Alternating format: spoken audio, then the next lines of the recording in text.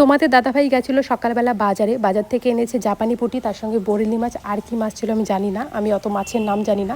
সকালবেলা খেতে বসে পড়েছি কচুরি আর সিঙ্গারা, কালকে আনা হয়েছিল, কালকে খাইনি, তাই আজকে সকালবেলা খাচ্ছি আমি। বাজার থেকে এসে তোমার দাদাভাই চলে এসে জল দিতে, যেহেতু আমাদের ঘর করা হচ্ছে, রোজ তো এখন জল দিতে হয়, তাই জল দিচ্ছিল।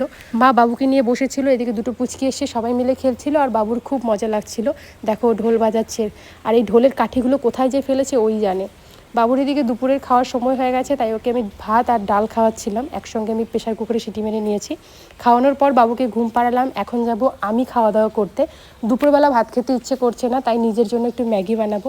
তো গরম গরম ম্যাগি বানিয়ে ফেলেছি, স্যুপ ম্যাগি, এখন ম্যাগিটাই। অনেকেই তোমরা ভাবো আমি শুধু ভিডিও করি, কিন্তু একদমই না। ক্যামেরার পিছনেরটা না তোমরা কেউ জানো না। সারা দিন বাবুকে আমি রাখি, আর নয়তো আমার শাশুড়ি মা রাখে, কারণ শ্বশুরমশাই নিতে পারে না বাবুকে অতটা, যেহেতু বাবু এখন ভীষণ দুষ্টু হয়েছে।